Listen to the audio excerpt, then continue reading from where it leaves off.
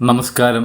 നമ്മുടെയൊക്കെ ജീവിതത്തിൽ നാം നേരിടുന്ന ഏറ്റവും വലിയ പ്രശ്നങ്ങളിൽ ഒന്നാണ് കണ്ണേറ്, ദൃഷ്ടിദോഷം എന്ന് പറയുന്നത്.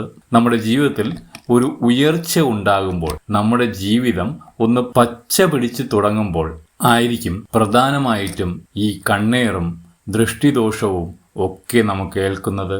ഒരുപാട് പേര് എൻ്റെ അടുത്ത് പറയാറുണ്ട്, മുമ്പ് വീഡിയോയിൽ പറഞ്ഞിട്ടുള്ളതുപോലെ എന്തെങ്കിലും വളരെ ബുദ്ധിമുട്ടുകളുള്ള ആളുകൾ ഈ വീഡിയോ കാണുന്നുണ്ടെങ്കിൽ അവരുടെ പേരും നാളും കമന്റ് ബോക്സിൽ കമന്റ് ചെയ്താൽ നമ്മുടെ വിശിഷ്യാലുള്ള പൂജകളിൽ അവരുടെ പേരും നാളും വെച്ച് പ്രാർത്ഥിക്കാൻ കഴിയുന്നതാണ്.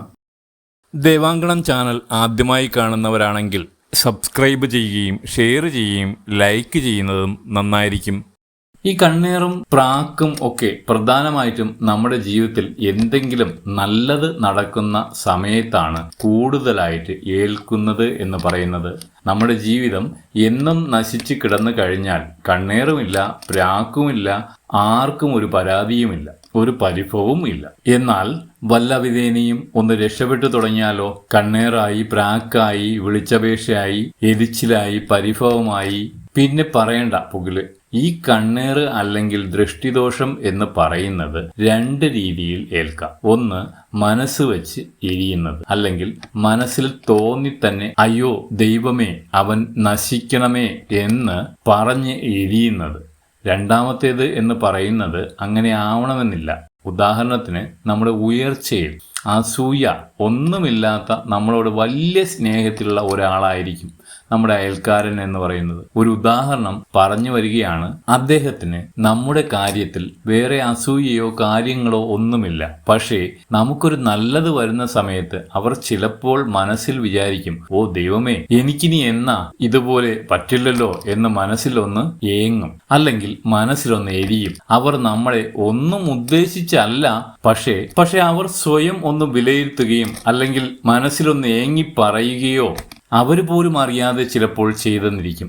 ഇത് പുറത്തേക്ക് വരുന്നത് ഒരു നെഗറ്റീവ് ഊർജമാണ്. അത് കണ്ണീറായിട്ട് നമ്മളിൽ വന്ന് തട്ടാനുള്ള സാധ്യത വളരെ കൂടുതലാണ്. അതുകൊണ്ട് തന്നെ നമ്മുടെ കാരണവന്മാർ പറയുന്നത്, നമ്മുടെ വീട്ടിൽ ചില കാര്യങ്ങൾ മറ്റുള്ളവർ കാണുന്ന രീതിയിലോ നമ്മുടെ വീട്ടിലെ ഹാളിലോ അല്ലെങ്കിൽ ബെഡ്റൂമിലോ ഒക്കെ മറ്റുള്ളവർക്ക് കാണാൻ പറ്റുന്ന രീതിയിൽ, മറ്റുള്ളവർക്ക് പെട്ടെന്ന് ദൃഷ്ടി എത്തുന്ന രീതിയിൽ വയ്ക്കരുത് എന്ന് പറയുന്നത്. ഇന്നത്തെ വീഡിയോയിൽ പറയുന്നതും അത് തന്നെയാണ്. ഏതൊക്കെ വസ്തുക്കളാണ് ഇത്തരത്തിൽ ദൃഷ്ടി ഒഴിച്ചു നിർത്തി നമ്മൾ വീട്ടിൽ വയ്ക്കേണ്ടത് എന്നുള്ളതാണ് ഇന്ന് പറയാൻ പോകുന്നത്.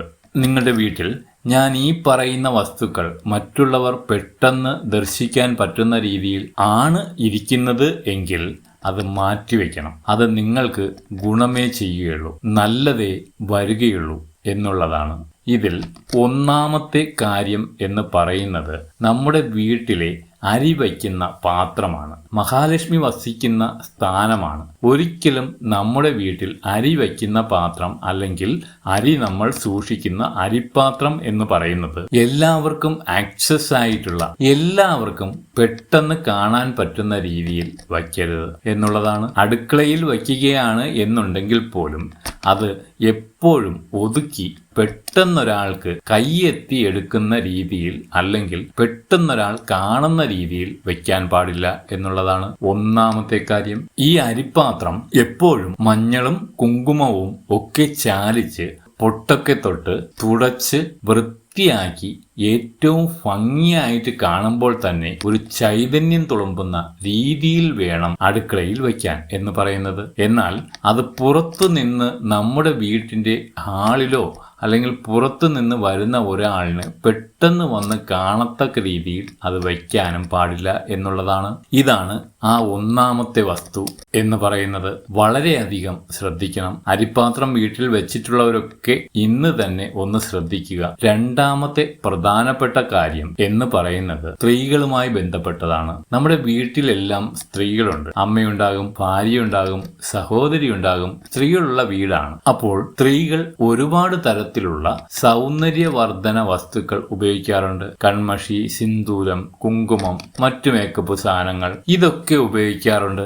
ഈ പറയുന്ന വസ്തുക്കളൊക്കെ എപ്പോഴും വീട്ടിൽ വയ്ക്കുമ്പോൾ അത് ഒതുക്കി തന്നെ വയ്ക്കണം. അത് അടച്ച് ഏതെങ്കിലും ഒരു പെട്ടിയിലോ അല്ലെങ്കിൽ അതിന് മാത്രമായിട്ട് ഒരു സൗകര്യമുണ്ടാക്കി മേശയോ മറ്റോ ഉണ്ടാക്കി അങ്ങനെ വേണം വെക്കാനായിട്ട്. ഈ പുറത്തു നിന്ന് നമ്മുടെ വീട്ടിലേക്ക് നോക്കുന്നവരോ വരുന്നവരോ അല്ലെങ്കിൽ നമ്മുടെ വീട്ടിലേക്ക് അതിഥിയായിട്ട് വരുന്നവരോ ഒക്കെ പെട്ടെന്ന് നമ്മുടെ ഈ സൗന്ദര്യവർദ്ധന വസ്തുക്കൾ ഇരിക്കുന്നത് കാണാൻ പാടില്ല എന്നുള്ളതാണ്. നമ്മുടെ എല്ലാം വീട്ടിൽ ചിലപ്പോൾ മേക്കപ്പ് ചെയ്യുന്ന ടേബിളൊക്കെ ഉണ്ട് എന്നുണ്ടെങ്കിൽ അതിൻ്റെ പുറത്തൊക്കെ ഇങ്ങനെ ഇട്ടേക്കാതെ അത് എപ്പോഴും ഇത്തരത്തിലുള്ള വസ്തുക്കൾ ഒതുക്കി മേശയ്ക്കകത്ത് തന്നെ സൂക്ഷിക്കുക. ഈ വരുന്ന വ്യക്തികൾ ഇത് കാണുന്നത് ദോഷമായിട്ട് വരും എന്നുള്ളതാണ്. പ്രത്യേകിച്ചും കൺമഷിയും സിന്ദൂരവും മേക്കപ്പ് സാധനങ്ങളും ഒക്കെ അത്തരത്തിൽ വേണം വയ്ക്കാനായിട്ട് എന്ന് പറയുന്നത്. സ്ത്രീകൾ ഇത് പ്രത്യേകം ശ്രദ്ധിക്കുക. മൂന്നാമത്തെ പ്രധാനപ്പെട്ട കാര്യം എന്ന് പറയുന്നത് നമ്മുടെ വീട്ടിൽ ചൂല് വയ്ക്കാറുണ്ടല്ലോ. ഈ ചൂല് എന്ന് പറയുന്നത് മഹാലക്ഷ്മിയുമായിട്ട് ബന്ധപ്പെട്ട ഒരു വസ്തുവാണ്. ഈ ചൂല് എന്ന് പറയുന്നത് എപ്പോഴും വീട്ടിലേക്ക് വരുന്ന വ്യക്തികൾ കാണത്തക്ക രീതിയിൽ ഒരു ഭാഗത്ത് വയ്ക്കരുത്. എപ്പോഴും ഒതുക്കി വീട്ടിൻ്റെ പുറകിൽ എവിടെയെങ്കിലും ആയിട്ട് വെക്കുന്നതായിരിക്കും ഏറ്റവും ഉത്തമം എന്ന് പറയുന്നത്. ചിലരൊക്കെ വീടിൻ്റെ സൈഡിലൊക്കെ വയ്ക്കാറുണ്ട്. അതായത് മുന്നിൽ നിന്ന് വന്നു കയറുന്ന സമയത്ത് ദൂരേക്ക് നോക്കിക്കഴിഞ്ഞാൽ കാണാൻ പറ്റുന്ന രീതിയിൽ പറമ്പൊക്കെ ഉള്ളവർ അങ്ങനെ വയ്ക്കുന്നത് കണ്ടിട്ടുണ്ട്. അങ്ങനെ വയ്ക്കരുത്. എപ്പോഴും വീട്ടിലേക്ക് വന്നു കയറുന്നവരോ വീട്ടിൽ വരുന്നവരോ കാണാത്ത രീതിയിൽ വേണം ചൂല് വയ്ക്കാനായിട്ട്. അത് ഏത് തരം ചൂലാണ് എന്നുണ്ടെങ്കിലും ഇപ്പോൾ വീട്ടിനകം തൂക്കാനായിട്ട് ഉപയോഗിക്കുന്ന ചൂലാണെങ്കിൽ വീട്ടിലേക്ക് വന്നു കയറുന്നവർ പെട്ടെന്ന് കാണുന്ന രീതിയിൽ അത് ചൂല് വയ്ക്കാൻ പാടില്ല എന്നുള്ളതാണ് അടുത്ത ഒരു പ്രധാനപ്പെട്ട കാര്യം എന്ന് പറയുന്നത്. നമ്മുടെ വീട്ടിൽ പണം വയ്ക്കുന്ന ഇടമാണ്. അല്ലെങ്കിൽ നമ്മൾ എല്ലാവരും വീട്ടിൽ ധനം സൂക്ഷിക്കുന്നവരാണ്. ധനം എന്ന് പറയുമ്പോൾ കാശായിട്ട് വയ്ക്കും. ചിലപ്പോൾ വീടിന്റെ ആധാരമായിരിക്കും. നമ്മുടെ സ്വത്തുവകകളുടെ എഴുത്തുകൂത്ത് വിവരങ്ങൾ ആധാരം ഒക്കെ ആയിരിക്കും. അല്ലെങ്കിൽ നമുക്കുള്ള സ്വർണവും പണവും ആയിരിക്കും. ഇതൊക്കെ നമ്മൾ വയ്ക്കുന്ന ഒരു അലമാര അല്ലെങ്കിൽ ഒരു ചെപ്പ് അല്ലെങ്കിൽ ഒരു പെട്ടി അങ്ങനെ എന്തെങ്കിലും ഉണ്ടാകും. അതൊരിക്കലും തുറക്കുന്ന സമയത്ത് ഹാളിൽ കാണത്തക്ക രീതിയിൽ വയ്ക്കാൻ പാടുള്ളതല്ല. അതായത് നമ്മുടെ വീട്ടിൽ ഹാളാണ് സ്വീകരണ മുറി, അതിഥികളുടെ മുറി എന്ന് പറയുന്നത്. അപ്പോൾ നിങ്ങളുടെ വീട്ടിൽ ഒരു അതിഥി വന്നു കഴിഞ്ഞാൽ നോക്കുന്ന സമയത്ത് നിങ്ങൾ തന്നെ ഇരുന്ന് സ്വയം നോക്കുക. ഹാളിൽ ഇരുന്ന് നോക്കുക. ഹാളിൽ ഇരുന്നു കൊണ്ട് നോക്കുന്ന സമയത്ത് അകത്ത് ഇത്തരത്തിലുള്ള അലമാര വച്ചിരിക്കുന്നത് അല്ലെങ്കിൽ പണം സൂക്ഷിക്കുന്ന പെട്ടി അല്ലെങ്കിൽ അങ്ങനെയുള്ള സാധനങ്ങൾ വച്ചിരിക്കുന്നത് ഒരു കാരണവശാലും കാണുന്ന രീതിയിൽ വെക്കാൻ പാടില്ല എന്നുള്ളതാണ്. ആ അലമാര തുറക്കുന്ന സമയത്ത് ഹാളിൽ ഇരിക്കുന്ന ഒരാൾക്ക് ദർശനം കിട്ടുന്ന രീതിയിൽ ആണ് എന്നുണ്ടെങ്കിൽ അത് സ്ഥാനത്തല്ല ഇരിക്കുന്നത്. അത് നിങ്ങൾക്ക് വാസ്തുദോഷത്തിനും അത് ആസ്ഥാനത്തിരുന്നു കൊണ്ടുള്ള ദോഷങ്ങൾക്കും കാരണമാകുന്നതാണ്. ഈ ഒരു കാര്യം കൂടി എല്ലാവരും ശ്രദ്ധിക്കുക. അതുപോലെ ഒരു പ്രധാനപ്പെട്ട കാര്യമാണ് പൂജാമുറിയുമായിട്ട് ബന്ധപ്പെട്ടത്. നമ്മളെല്ലാവരും വീട്ടിൽ പൂജാമുറി അല്ലെങ്കിൽ വിളക്ക് കത്തിക്കുന്ന സ്ഥലം ഒക്കെ വയ്ക്കാറുണ്ട്. പൂജാമുറി ഉള്ളവരാണ് എന്നുണ്ടെങ്കിൽ എപ്പോഴും ക്ഷേത്ര സമയം കഴിഞ്ഞാൽ പൂജാമുറിയുടെ വാതിൽ അടച്ചിടുക. ഇനി വാതിൽ ഇല്ലാത്തവരാണെങ്കിൽ ഒരു കർട്ടനെങ്കിലും അവിടെ സ്ഥാപിച്ച് ആ കർട്ടനിട്ട് വിടുക.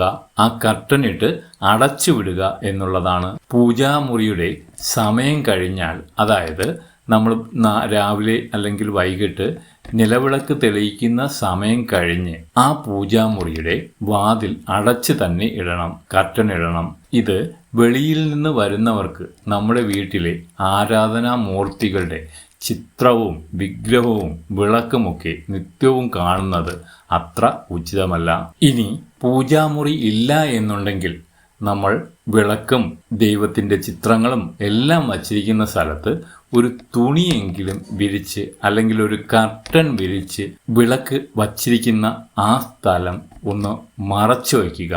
വിളക്കിൻ്റെ സമയം ആകുന്ന സമയത്ത് നിങ്ങൾ അത് തെളിയിച്ച് അത് തുറന്നു വയ്ക്കുന്നതിനോ അത് മറ്റുള്ളവർ കാണുന്നതിലോ യാതൊരു തെറ്റുമില്ല എന്നുള്ളതാണ്. ഈ ഒരു കാര്യം കൂടി എല്ലാവരും ശ്രദ്ധിക്കണം. വിളക്ക് വയ്ക്കുന്ന സമയം കഴിഞ്ഞാൽ മറ്റുള്ള ആൾക്കാർ നമ്മുടെ വീട്ടിൽ നിന്ന് നമ്മുടെ വീട്ടിലേക്ക് വെളിയിൽ നിന്ന് വരുന്ന ആൾക്കാർ ഇത് കാണാതെ തന്നെ നമ്മൾ സൂക്ഷിക്കണം, ശ്രദ്ധിക്കണം. അതുപോലെ തന്നെ നമ്മുടെ വീട്ടിൽ വളർത്തുന്ന ചില പ്രത്യേക ചെടികളുണ്ട്. ആസ്ട്രോളജി ചെടികൾ എന്ന് പറയും. ഉദാഹരണത്തിന് ലക്കി ബാംബു.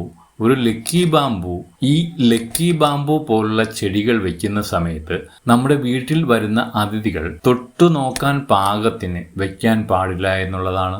എന്താണ് തൊട്ടു നോക്കാൻ പാകത്തിന് വയ്ക്കുക എന്ന് പറയുന്നത്? ഉദാഹരണത്തിന് നമ്മുടെ വീട്ടിലേക്ക് 2 അതിഥി വരുന്നു. അവർ നമ്മുടെ വീടിന്റെ സ്വീകരണ മുറിയിൽ ഇരിക്കുന്ന ആ സ്വീകരണ മുറിയിൽ അവർ ഇരിക്കുന്നതിൻ്റെ അടുത്താണ് നിങ്ങൾ ഈ ലക്കി ബാംബു വസ്തു അല്ലെങ്കിൽ ആ ചെടി വെച്ചിരിക്കുന്നത് എന്നുണ്ടെങ്കിൽ സ്വാഭാവികമായിട്ടും അവർ അതൊന്ന് തൊട്ടുനോക്കും. ചിലപ്പോൾ അതിനെ ഒന്ന് തടവും. അങ്ങനെ വയ്ക്കാൻ പാടില്ല എന്നുള്ളതാണ്. എപ്പോഴും അങ്ങനെ പെട്ടെന്ന് പുറത്തുനിന്ന് വരുന്നവർക്ക് കാണാൻ പറ്റുന്ന രീതിയിൽ അല്ലെങ്കിൽ അവർക്ക് തൊട്ടു നോക്കാൻ പറ്റാത്ത രീതിയിൽ ഒരു സ്ഥലത്ത് വേണം ഇത് വയ്ക്കാൻ. ഈ വാസ്തു ചെടികൾ എന്ന് പറയുന്നത് പുറത്തുനിന്ന് വരുന്നവർ തൊട്ടാൽ ചിലപ്പോൾ അതിന് ദോഷം വരാൻ സാധ്യതയുണ്ട്. അത് ചിലപ്പോൾ നമുക്ക് ഗുണഫലം നശിപ്പിക്കാൻ സാധ്യതയുണ്ട് എന്നുള്ളതാണ്. ഇത് ലക്കി ബാംബു മാത്രമല്ല കേട്ടോ. ഈ ചൈനീസ് മണി പ്ലാന്റ് ഇതൊക്കെ വീടിനുള്ളിൽ വളർത്തുന്നവർ ഒരു കാര്യം ശ്രദ്ധിക്കണം എന്നുള്ളതാണ്. ഇങ്ങനെയുള്ള ദോഷങ്ങൾ ഒഴിഞ്ഞു നിൽക്കാനായിട്ട് എപ്പോഴും നമ്മുടെ വീടിൻ്റെ ഹാളിൽ ഒരു കുപ്പി ഗ്ലാസ്സിൽ നിറയെ വെള്ളമെടുത്തിട്ട് ആ വെള്ളത്തിൽ ഒരു നാരങ്ങ ഇട്ട് വയ്ക്കുക. ഒരാഴ്ച കൂടുമ്പോൾ മാറ്റുക. ഇങ്ങനെ ഓരോ ആഴ്ചയും മാറ്റിക്കൊണ്ടിരിക്കുക. 4 നാരങ്ങയുടെ കാര്യമേ ഉള്ളൂ, 1 മാസം. പക്ഷേ ഇങ്ങനെയുള്ള കണ്ണേറ്, ദൃഷ്ടിദോഷം ഒന്നും പെട്ടെന്ന് നമ്മുടെ വീടിനെയോ വീട്ടിലുള്ളവരെയോ ഒന്നും ഏൽക്കില്ല. ചില സമയത്ത് നമ്മുടെ വീട്ടിൽ ചില ഗസ്റ്റൊക്കെ വന്നിട്ട് പോയി കഴിഞ്ഞാൽ വീട്ടിലുള്ളവർക്കൊക്കെ വലിയ രീതിയിലുള്ള കണ്ണേറും ബുദ്ധിമുട്ടും വരുന്നത് നമുക്ക് കാണാൻ സാധിക്കും. അതൊക്കെ ഒഴിവാക്കണം എന്നുണ്ടെങ്കിൽ ഒരു നല്ല തെളിഞ്ഞ കുപ്പി ഗ്ലാസ്സിൽ തെളിഞ്ഞ വെള്ളം എടുത്തിട്ട് അതിലൊരു നാരങ്ങയിട്ട് എപ്പോഴും ആ ഹാളിൽ വച്ചിരിക്കുക. ഹാളിൻ്റെ ഏതെങ്കിലും ഒരു ഭാഗത്ത്, ഷോക്കേസിൻ്റെ ഭാഗത്തോ അല്ലെങ്കിൽ പുറത്തുനിന്ന് വരുന്നവർക്ക് ഏറ്റവും എളുപ്പം കാണാൻ പറ്റുന്ന രീതിയിൽ ഏറ്റവും ഉത്തമമായിട്ടുള്ള ഒരു സ്ഥലത്ത് വയ്ക്കുക എന്നുള്ളതാണ് ഒരു കാര്യം. അപ്പോൾ ഞാൻ ഈ പറഞ്ഞ കാര്യങ്ങളൊക്കെ ഒന്ന് ശ്രദ്ധിച്ചു നോക്കൂ. എല്ലാവരെയും ജഗദീശ്വരൻ അനുഗ്രഹിക്കട്ടെ.